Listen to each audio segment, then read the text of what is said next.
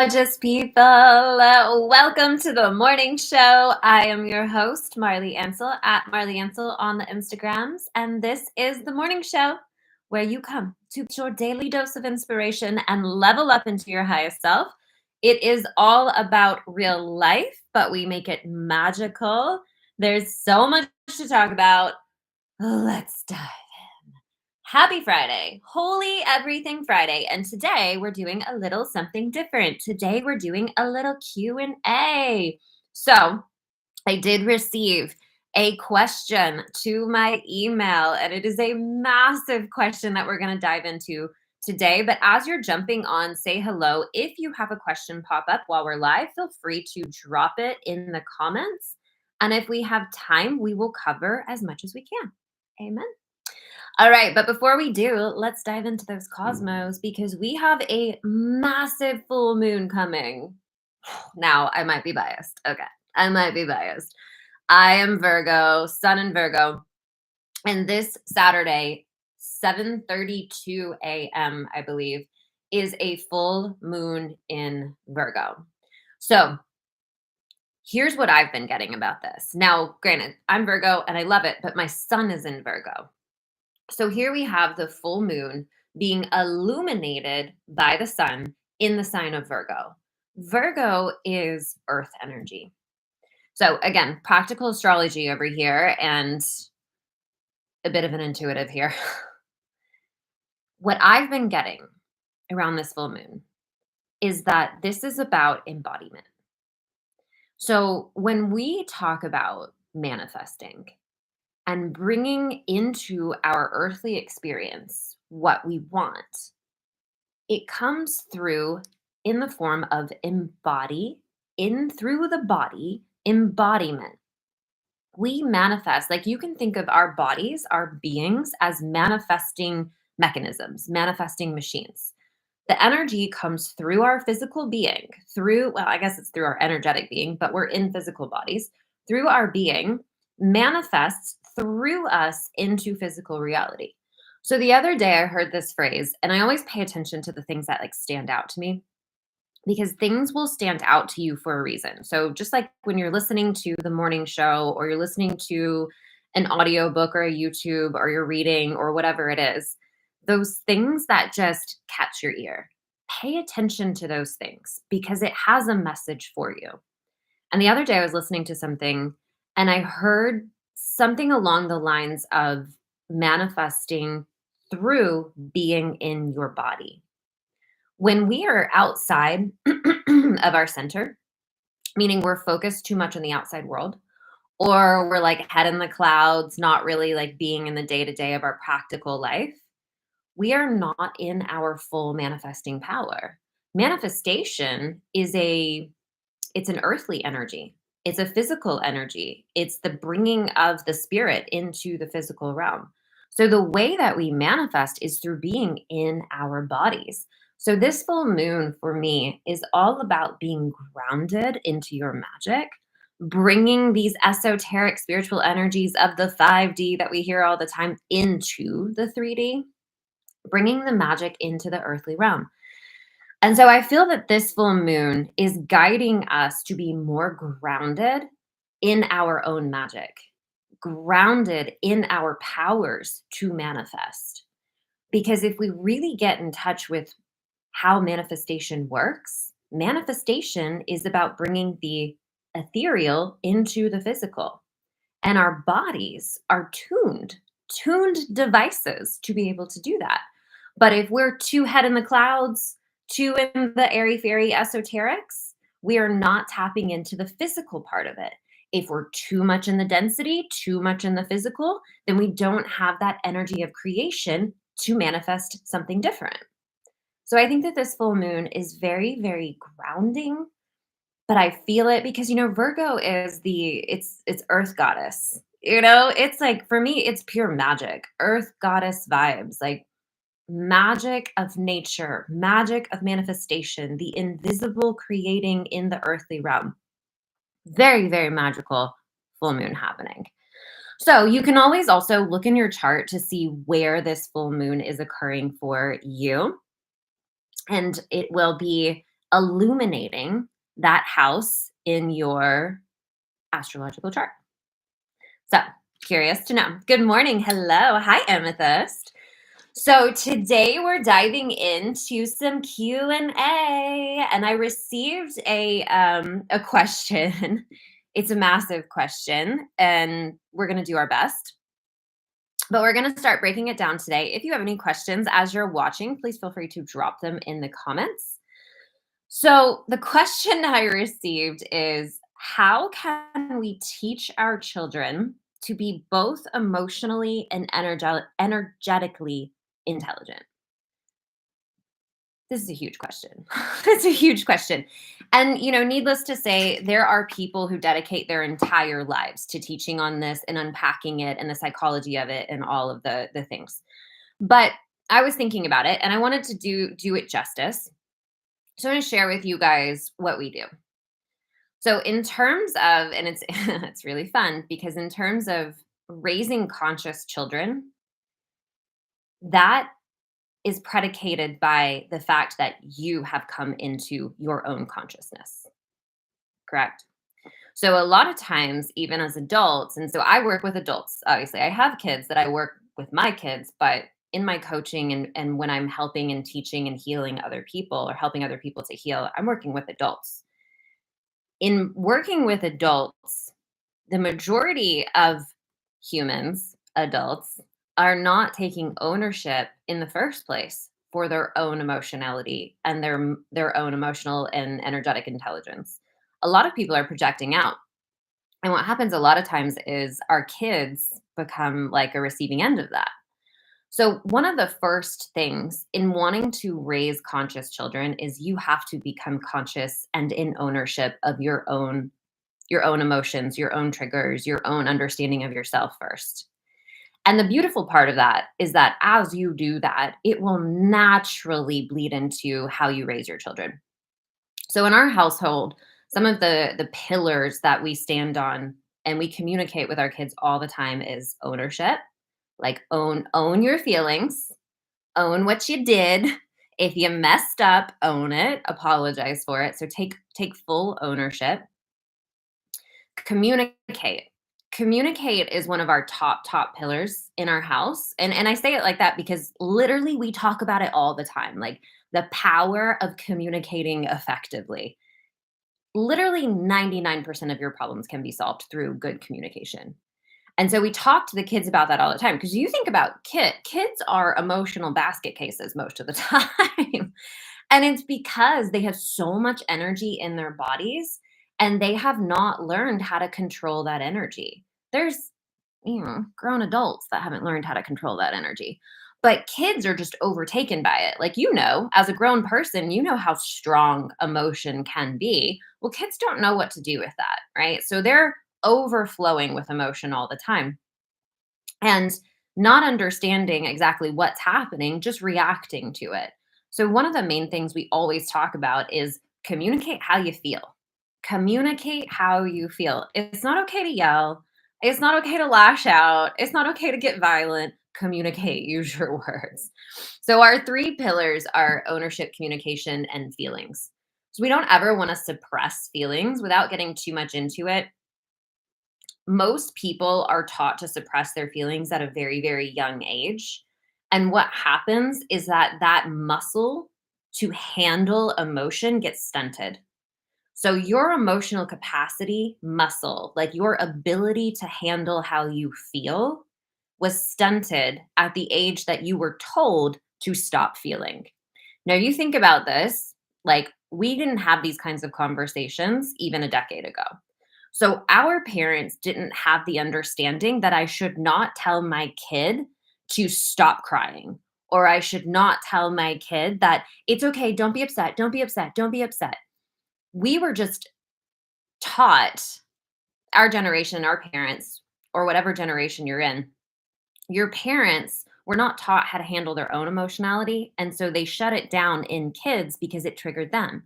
Well, then it creates this perpetual pattern where then you, as an adult, if anything happens to you on an emotional level, if somebody triggers you and you haven't started consciously working on being able to handle your own feelings, you get triggered, you shut it down. And so then you have kids have emotional outbursts. What are you doing? Trying to shut it down. And then we perpetuate this cycle. So, one of the things that we really, really emphasize and we feel is extremely important is feel what you feel. Feel what you feel. But there's a healthy way to express what you feel. And a lot of times it comes through communication. Now, if you're mad and you need to go rage out, cool. Go wail it out on a pillow. We tell them, go do that. Don't take it out on somebody else. Express the energy through your body. You need to cry? Cry. My gosh, cry. Please, by all means, cry. Move the energy out. But that's only possible when you, as a parent, are capable of handling that emotion yourself. So you'll notice when your kids are gonna trigger you. They're gonna trigger you, but that's not their fault, that's your fault. You are the one who is being triggered. You've gotta own that. They're just being themselves. They're just operating, they're learning. They're like, "How does all of this work? I feel rage. I want to punch somebody in the face, and I don't know what to do about it." They have to be taught how to handle it, but we can only teach kids how to handle their emotions if we currently know how to handle our own emotions.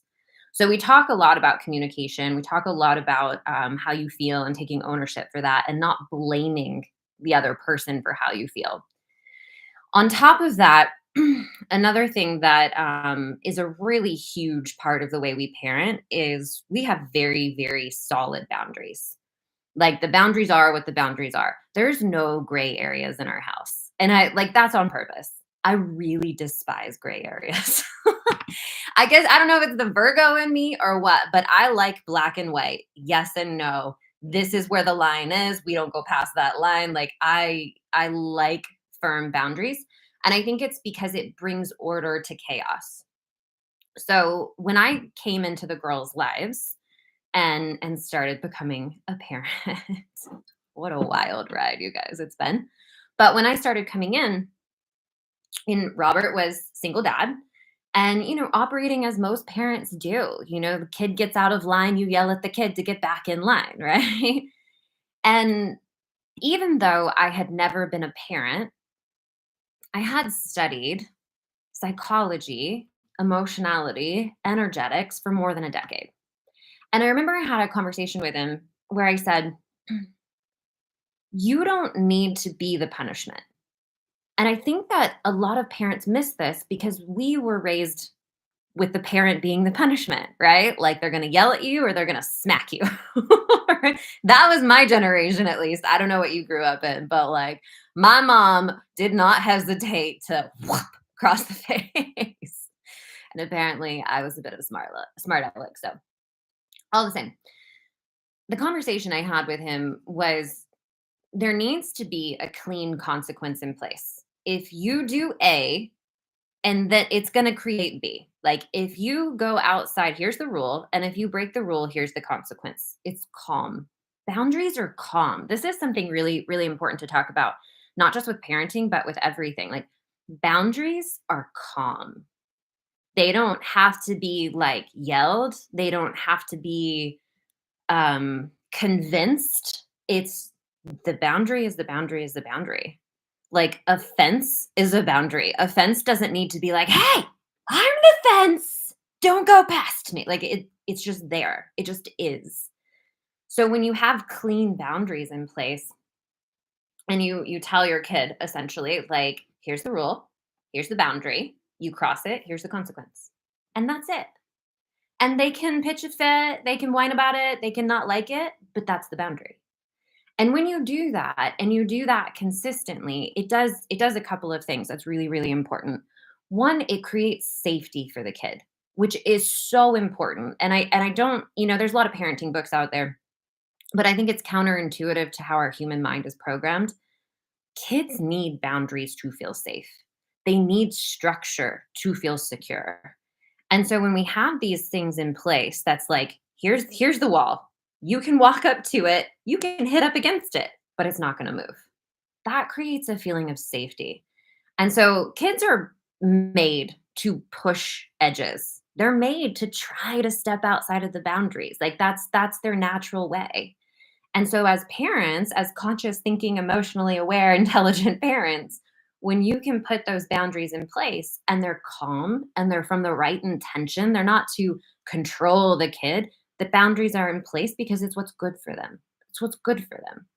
And that's another thing we do as well. We communicate why the boundary is in place. Like we tell them everything. We don't, I mean, that's appropriate for a child, but we don't assume, oh, they don't understand. We explain to them for them to understand why this is in place. So we have the boundary and then we have the consequence. That got put in place when I came in and as the stepmom and talked with Robert because Robert would like the girls wouldn't listen until he got to the point of yelling. And it's like nobody wants to live like that. Like as a parent, you don't want to yell. You don't want your kids to not listen to you until it gets severe. Like nobody wants to live like that. And so one of the things I said to him, and I bring it up because he said it was very profound for him. He had not thought about it because of just, the way that we were raised. I said, "You don't need to be the punishment. You should not be the punishment. The parent should be the safe space.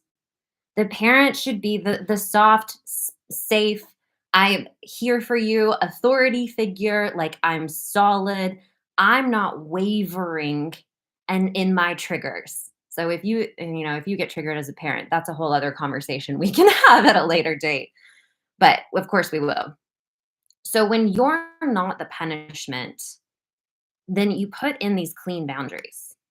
If you do this, this is the consequence. That's it. And then that takes the emotionality off of you. You don't have to be the intense emotion on them trying to get them to do what you want. You don't have to be the consequences, mom's going to get mad. The consequences, dad's going to get mad. Nobody wants that. You don't want that. So we have clean consequences and boundaries. And what it has created is one, they're wonderful children. I mean, they really, really are. Like they're kids, they do the stuff, they push the boundaries, they've tried to get away with things, all of that. But they're so super intelligent. I speak to them like they're intelligent. I say to them, and even when they do break a rule, I look at them and I'm like, I know you know better than that. I know you know that rule. I know that you're smarter than that. And they're like, yeah, you know? So, however you speak to your children is the reflection that they're going to give back to you. And so, what it's created now is there's a standard. I shouldn't have to ask you to do what I need you to do more than once. And if I have to ask you more than once, I want to know what the issue is because I know you can hear and I know you understand.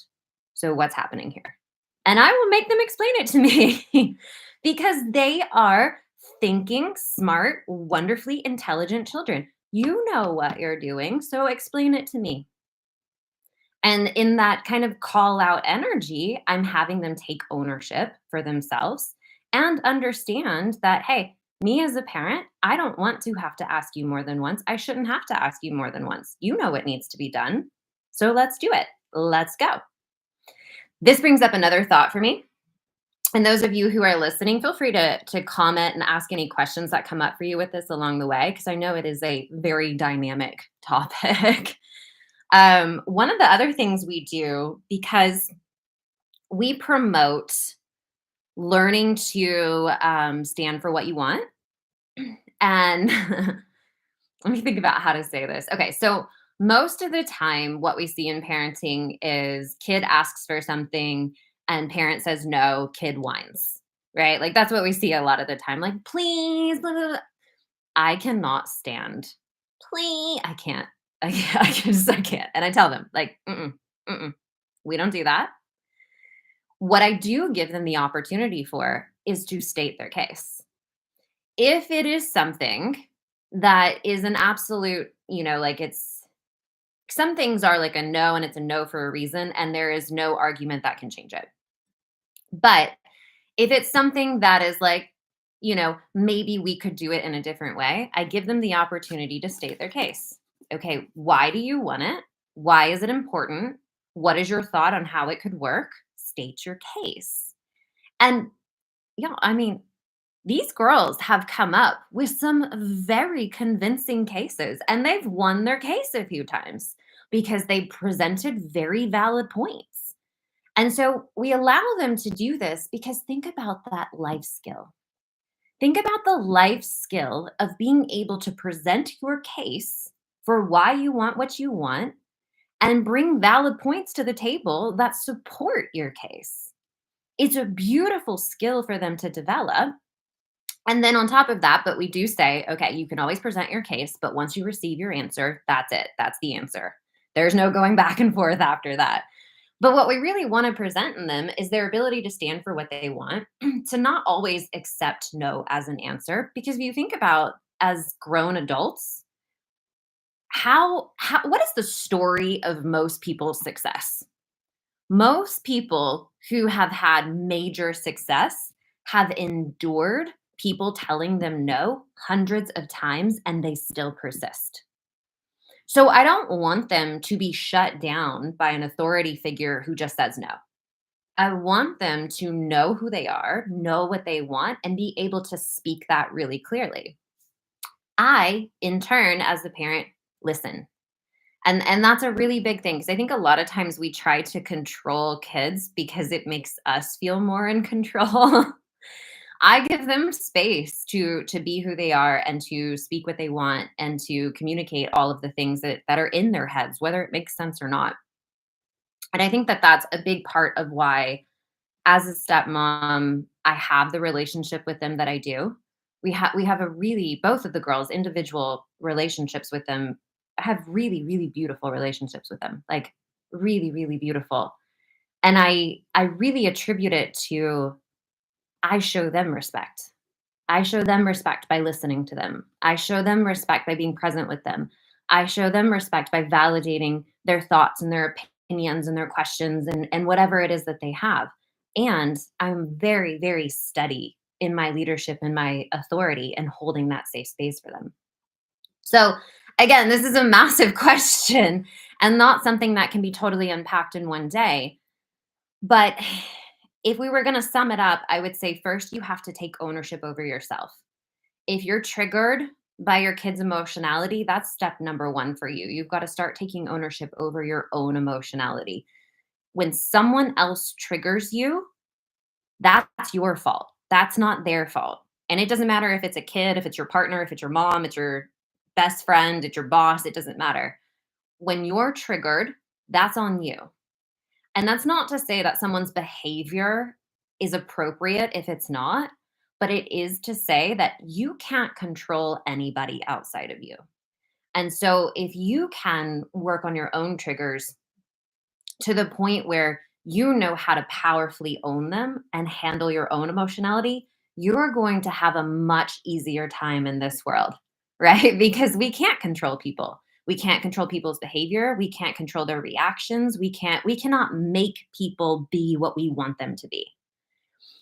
But we can own ourselves. And it's enough because once you own yourself and you learn how to manage your own triggers and you understand why you're being triggered, that's where that journey of becoming, lack of a better word, like a more expansive human. And when you become more expansive, you can handle more things. So, what that looks like then is you don't get so triggered. When you get triggered and you do the healing work to understand why it just triggered you, because every single time it's going to come back to a feeling of fear, out of control, and that's pretty much it. It always comes down to some sort of fear. I'm afraid of whatever. And so when you learn how to do that work and you heal the trigger, then you're not triggered anymore. Do you see what I'm saying? But most people, because they're not in this work that we talk about, most people try to fix the behavior of other people so that they don't feel triggered. But it's like, take that to the extreme. One person triggers you, and say you can force that person to be different. Okay, well, what about the next person that comes along and triggers the exact same thing? And then the next person, and then the next person, and you're gonna change everyone in the world to not trigger you? Not possible, right? Because it's in you. So you do your own work to own your own emotionality. Your kids are going to hit on these triggers. They are literally made for it. Like they are made to trigger the bejesus out of you.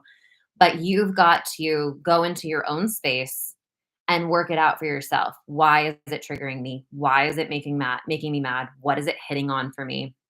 Like, I remember one of the times, our youngest was triggering me a lot. This was a few years ago. She was triggering me a lot, and I was like, "What is this?" So I sat with my journal and I just asked the question, like, "What is bothering me so much?" And what I came to was she was 7 at the time. And so what I came to was she's 7 and she is fully unapologetic about the power she holds. Fully unapologetic about the power she holds. She knows who she is. She speaks what she wants. She owns herself and she does not have any thought about if it's going to upset you or trigger you or make you uncomfortable. And at that time, I was very deep in my own healing around owning my power. And so here a 7-year-old was fully owning her power and I wasn't. That was a huge healing for me. Huge, and I'm so grateful for it. But think about the reverse of what could have happened. If I wasn't consciously aware enough to ask myself the question, why am I triggered? I could have then tried to shut her down. Do you see what I'm saying? Shut her power down, control her power, so then I don't feel uncomfortable. But like, that's not the way, you know? That's not the way. Nobody's benefiting then.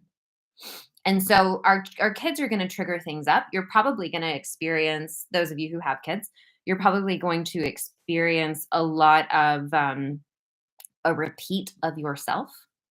And it's really, really interesting because, I'm stepmama. I did not birth these babies, but oh my gosh, they remind me so much of myself. It's wild. And I think that that's the soul contracts. It's like souls, we choose each other. It's not just random. We choose each other for these lessons and these things that we need to grow into and understand about ourselves. And that's with the families that you inevitably choose as well, not just through birthing children. Now, birthing children, that is a whole other level of karma that's playing out between you and that soul. But all of that is to say is you got to own yourself first. Modeling the behavior is number one above anything else in the world. There is nothing like catching your kids saying phrases that you say all the time and you're like, "Oh, whoops." Like, one of the things that I say and I hear it now and I'm like, "Oh my god." Whenever they do something silly that they know better about, I'll be like, "Girl," like that. And now they've started saying it. I'm like, "Oh god." It just sounds so aggressive coming out of a child's mouth. So you got to watch yourself because they're going to model who you are. They're going to model what you do. So work on you and all things fall into place. Amen. Good question. Huge question. Massive, massive question. If you all want to send a question into the show to be read anonymously and we'll dive into it, you can email at assistant@marleyansel.com. Email your question and we'll unpack it. We'll dive in. So it's Friday. We have a big weekend ahead. Full moon in Virgo tomorrow. I have an energy session with the Reclaim Yourself members in that program. And we're going to do a whole beautiful ritual with this full moon. So I anticipate a really wonderful weekend full of the magic. Invite that in for yourself with this full moon, whatever it is that you do. If you want to do a ceremony, just give it a Google, play with this energy, but make sure you get your feet on the ground, like literally and metaphorically. Literally go and ground, get bare feet on the ground, connect to nature, connect with the idea of you are the gate between heaven and earth. You are the center. You are the tool that everything is manifested through. Really start to kind of connect to that energy. I am the reason that physical manifestation comes to be. Connect to that power, connect to that understanding because that is your birthright. You are the gate between heaven and earth. You are the manifester of the ethereal energies into physical reality. So really connect with that energy this weekend. Start to embody that next level of power. And I hope you have a beautiful weekend. All right, my loves. That's a wrap. If this resonated with you today, please share. Please share the show so that we can expand our impact. Hit the likes and the subscribes and the follows and all of that beautiful things, or those beautiful things. And I'll see you Monday for another episode of the morning show. I love you guys so much. Mwah, mwah, mwah. Enjoy the rest of your weekend, and I will see you on the other side of the Virgo full moon. Goodbye, my loves.